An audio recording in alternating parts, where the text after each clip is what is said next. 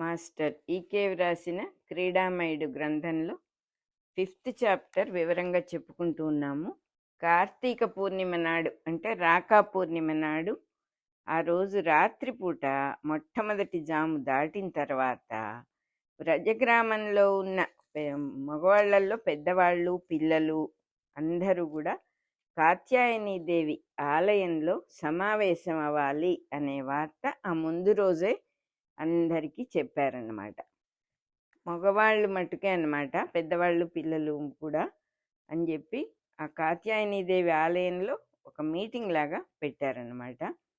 ముందే చెప్పారు కాబట్టి ఆ రోజు రాత్రి పెద్దవాళ్ళు పిల్లలు అందరూ కూడా వరుసగా వస్తూ ఉన్నారు. అమ్మవారి ఆలయానికి బారులు బారులుగా వస్తూ ఉన్నారు. అర్ధరాత్రి అయ్యేటప్పటికి అందరూ ఆలయ ప్రాంగణానికి చేరారు. గర్గులు ప్రవర్గులు సామవేద మంత్రాలన్నీ పాడారుట. చందనం కర్పూరం పలాస పిప్పల సమిధలన్నిటితో కూడా ఆద్య హోమం చక్కగా జరిగిందిట. మా హోమం జరిగిందనమాట. ఆలయ మండపంలో పిల్లలు రజ బాలకులను పిల్లల్ని హోమవేదిక చుట్టూతా వరుసగా కూర్చోబెట్టారుట. అందరినీ పద్మాసనం వేసుకొని కళ్ళు పైకి కొంచెం పెట్టి అర్ధనిమీలితంగా ఉండమని చెప్పారు. కంఠం పైకెత్తి గర్గుల వారు ప్రణవాన్ని సుదీర్ఘంగా సారించారు. అంటే ఓంకారాన్ని ఓం అని చాలాసేపు చేశారన్నమాట. అప్పటి నుంచి గోపబాలురందరికీ కూడా యోగ విద్యాభ్యాసం చేయించాలి అని వాళ్ళు సంకల్పించుకున్నారన్నమాట గురువులు. పిల్లలందరూ కూడా గురువు గారి కంఠంతో పాటు వీళ్ళ కంఠాలు కూడా కలిపి ఓంకారం చేశారు. క్రమక్రమంగా మళ్ళీ మళ్ళీ చేసిన కొద్దీ ఉచ్చారణ అంతా కూడా కలిసి ఒకే కంఠంలాగా గట్టిగా వినపడటం మొదలుపెట్టింది. బలరామకృష్ణులు కూడా ఇద్దరు కూడా వీళ్ళు ప్రణవం ఓంకారం చేస్తూ ఉన్నారు. ఓంకార ఉచ్చారణ జరుగుతూ ఉండగానే చాలా తొందరగానే అందరికీ కూడా బాహ్య స్మృతి అంటే ఏం జరుగుతుందో తెలియకుండా ఏదో ఒక లోకానికి వెళ్ళిపోయినట్టుగా అనిపించిందిట మొత్తం అందరికీ. ఆ పూర్ణిమ రోజు అక్కడ ఎట్లా ఉంది, ఆ వెన్నెల కడవలతో పాలు కుమ్మరించినట్టుగా తెల్లటి వెన్నెల ప్రకాశిస్తూ ఉంటే ఆ వెన్నెల లోపల నుంచి ప్రకాశిస్తూ ఉన్నట్టుగా అందరికీ లోపల దృష్టిలో అంతర్దృష్టిలో కనపడిందిట. బయట ఉందా వెన్నెల లోపలుందా తెలియనట్టుగా ఉన్నదిట.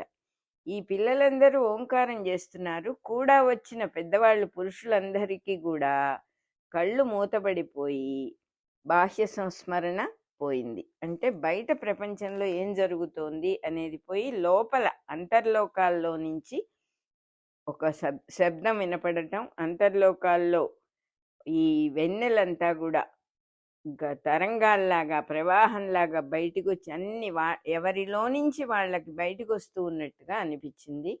ఆ తరంగాల్లో వాళ్ళ శరీరాలన్నీ కూడా పడవలోలాగా తేలిపోతున్నట్టుగా అనిపించిందిట.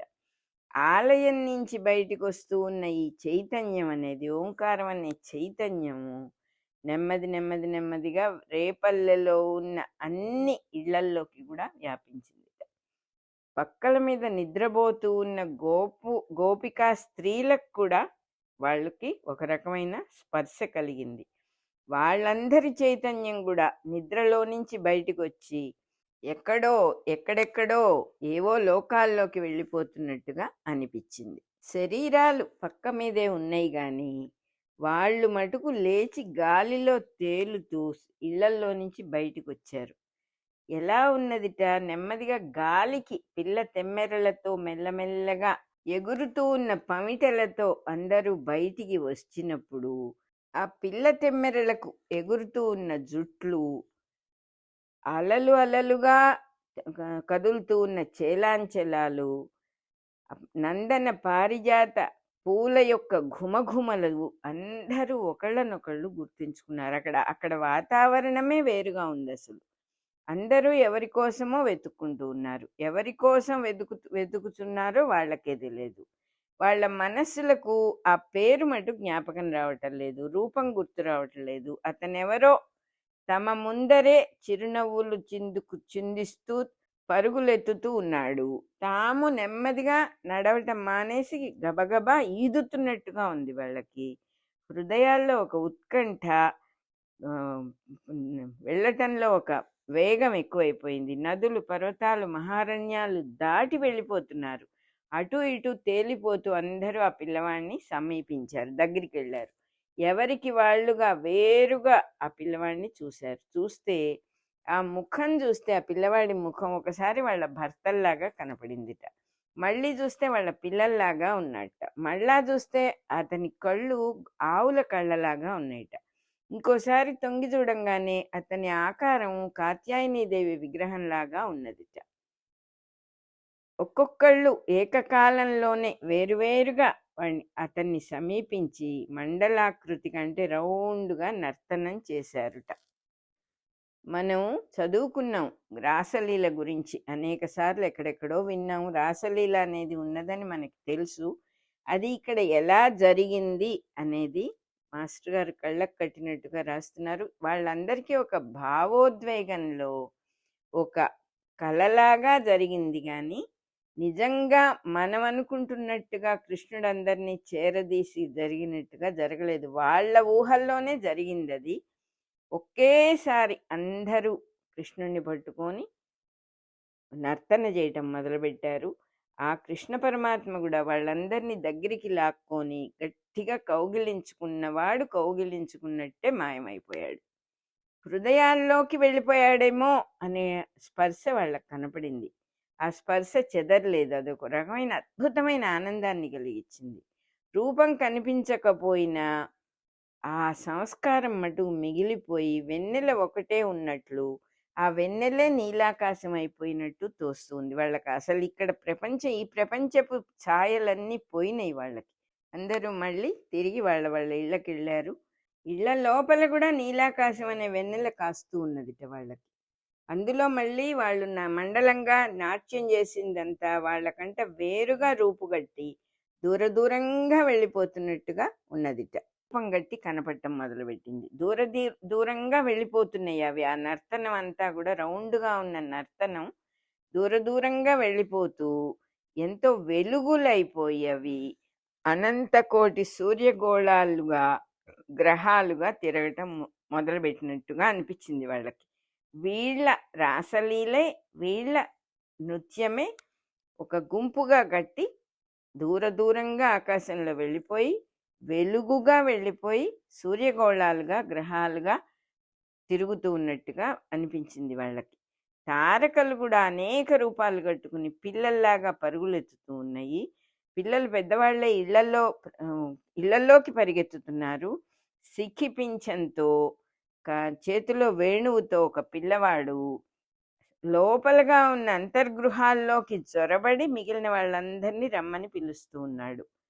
ఉట్ల మీదున్న పాలు, పెరుగు, వెన్న అంతా పిల్లలకు పంచిపెట్టాడు. ముంతల్ని పగలగొట్టేసి పకపక నవ్వుకుంటూ పరిగెత్తుకుంటూ అందరూ ఎక్కడి వాళ్ళు అక్కడ వెళ్ళిపోయారు. ఆలయంలో ఒక పక్క ప్రణవనాదం జరుగుతూ ఉన్నది. ఇక్కడ ఇళ్లల్లో ఉన్న స్త్రీలకు జరుగుతూ ఉన్నటువంటి అనుభవం ఇది. రెండో జాము పూర్తయ్యేటప్పటికి ఆలయంలో ఓంకారం అయిపోయింది. ఆపేశారు. అందరూ కళ్ళు తెరిచి చూశారు. అప్పటికే బలరామకృష్ణులు లేచి నిలబడ్డారు. ఓంకారం ఆపేసి ఇళ్లల్లో నిద్రపోతూ ఉన్న గోపికలకు నిద్ర మెళుకు వచ్చింది. ఇంకా కొన్ని క్షణాలు కొంచెం మత్తుగానే ఉన్నారు, బాగా మెళుకు రాలేదు. లేచి తూలుకుంటూ మెల్లగా తడుముకుంటూ దీపం తీసుకొని లోపల ఇంట్లోకి వెళ్ళి చూశారు.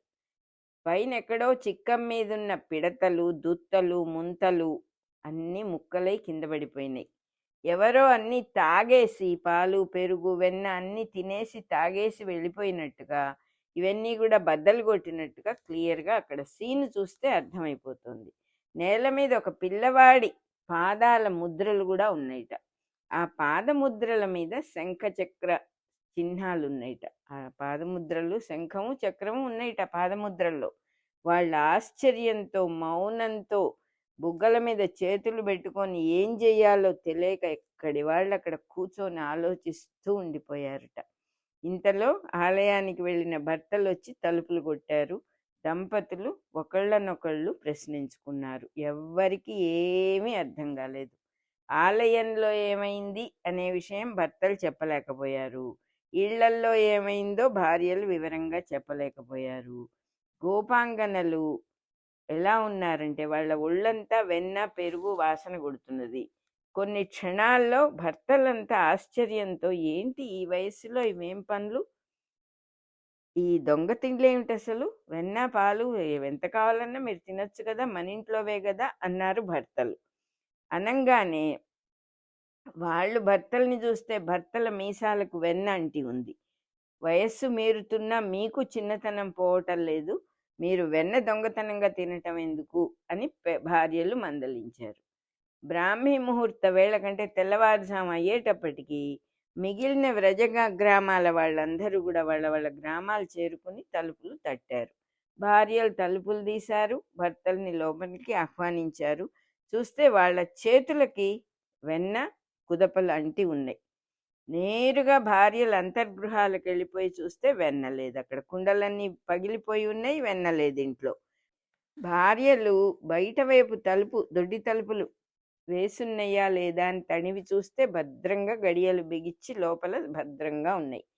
తలుపులన్నీ బిగిచ్చి ఉండంగా రాకపోకలు చేయటం ఎప్పటి నుంచి నేర్చుకున్నారు అని భోజన వేళ అంటూనే, భోజన వేళకి మీరు అడక్కపోయినా రోజు వెన్న పెడుతూనే ఉన్నాను కదా, మీకు ఇదేం బుద్ధి అని మందలించారు భార్యలు. భర్తలు ఆశ్చర్యపడి భార్యల మొహాలు తేరిపార చూస్తే భార్యల బుగ్గల మీద పెరుగు కుదపలు కనపడ్డాయి. మీ సొమ్ము మీరు తినటానికి దొంగతనం ఎందుకు, మేము లేకుండా రాత్రిపూట దొంగ తిళ్ళు తింటూ ఉన్నారా మీరు, ఏం వైపరీత్యము అని వాళ్ళు చిరునవ్వుతో వాళ్ళు వీళ్ళని అన్నారు. శతగోపుడు మాధవి ఒకళ్ళనొకళ్ళు మందలించుకుంటూ హాయిగా నిద్రపోతూ ఉన్న కూతురు దగ్గరికి వచ్చి, రాధ దగ్గరికి వచ్చి లేపారు. లేపి, ఏమిటమ్మా నువ్వేమిటి, ఏం పని చేశావు నువ్వు అని అడిగారు. ఆవిడ రాధాదేవి పై ఎద అంటే పమిటంతా పెరుగుతో తడిసిపోయినట్టుగా ఉన్నది. అప్పట రాధ అన్నది, మీరెందుకు చేశారో నేను అందుకే చేశాను, నేను నిద్రలో రేపల్ల వెళ్ళాను, బాలకృష్ణుడు పిల్లలకు వెన్న పెరుగు పంచిపెడుతున్నాడు, వాళ్ళతో నేను కూడా దోసిళ్లతో తిన్నాను అన్నది. అంటూ తను కూడా చూసుకుంది, పమిట మీదంతా పెరుగుండటం చూసుకొని ఆశ్చర్యపోయింది. కలనుకున్నానే అనుకుంటోంది పాపం.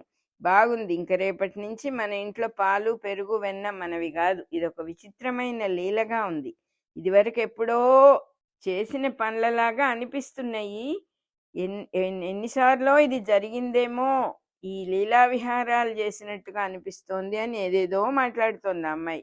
మాధవి శతగోపులు శ్రద్ధాభక్తులతో కూతురని చెప్తుందో వింటున్నారు కానీ వాళ్ళకొక్క ముక్క అర్థం కాలేదు. ఇంతలో తెల్లవారిపోయింది.